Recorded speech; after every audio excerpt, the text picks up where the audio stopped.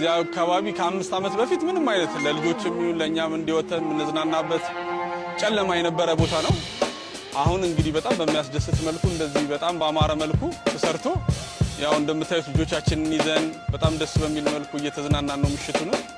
እንግዲህ ያው ይቀጥል ይሄ ነገር ለሁሉም ቦታ ይዳረስ ነው የምንለው። መኖሪያችን ያው መዝናኛችንም ሁሉ ነገራችንም እየሆነ ያለው እንግዲህ ጥሩ ስሜት አለኝ።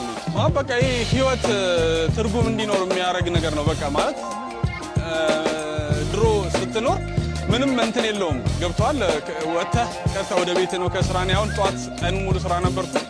አሁንም ወጥተህ ልጆችን ይዘህ እንደዚህ የምትዝናናበት የምትናፈስበት ነገር መፈጠሩ በጣም ደስ የሚል ነው። ያው የበለጠ ሞር ደህንነት እንዲሰማን በጣም ደስ እንዲለን ነው የሚያደርገው ማለት ነው። ስለዚህ ከጤና አንፃር በጣም ትልቅ ጠቀሜታ ነው ያለው።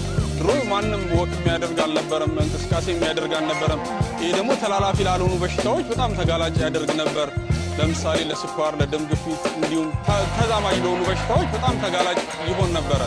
አሁን ግን በጣም ምቹ ነው። በእግር ማንኛውም ሰው መንቀሳቀስ ይችላል። በጣም ደስ የሚል አየር እያገኘ ምንም ብርሃን ነው። በጣም ደስ ይላል። ማታ 4 ሰዓት 5 ሰዓት ብትመጣ በጣም ደስ የሚል ነው።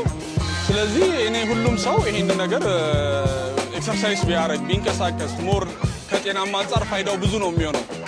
ስለዚህ በጣም ደስ ይላል። ያለው ነገር ይቀጥል ነው የምንለው።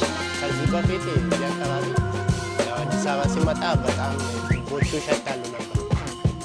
ብዙ ቦታ ሲሄድ በቃ ቦታችን ዞሮ ማለት ነው። አሁን ግን ይሄ ኮሪደር ከመጣ በኋላ ያ ሽታም ጠፋ። ከተማችንም ፏለች። አካባቢ መዝናኛ ቦታ የምንቀመጥ የምንዝናናበት ቦታም ነበረ። አሁን ግን ተሰርቶ በጣም ሰዎቹ ፈታ ብሎ እየተዝናኑ ነው ማለት ነው። ሌላ ሀገር ነው የመሰለች። እዚህ ሀገራችን ያው እንደጠበቅን አይደለም፣ በአንዴ ነው የተለወጠ ብሎ እንደዚህ ይለወጣል በአንዴ ይለወጣል ብሎ ታስቦ አይደለም፣ ግን በአንዴ በቃ ሀገራችን ተለውጣለች። ከዚህ በፊት ያው ለመውጣት ያስፈራ ነበር። የአካባቢ ያለው በተለይ ጫካ ነበር፣ በግራም በቀኝ ጫካ ነበረ። አሁን በቃ በጣም ደስ ይላል። ፏ ያለ ነው። ብናበሽም ጥሩ ነው። ምንም ያስፈራ ነገር የለም እና በጣም ደስ ይላል። ማታ ማታ በተለይ ልጆችን ይዤ መጥቼ በዚህ ነው ከማድረገው ሰፈር ስለሆነ ማለት ነው እና በጣም ደስ ይላል። በዚሁ ይቀጥል ነው የምለው። አመሰግናለሁ።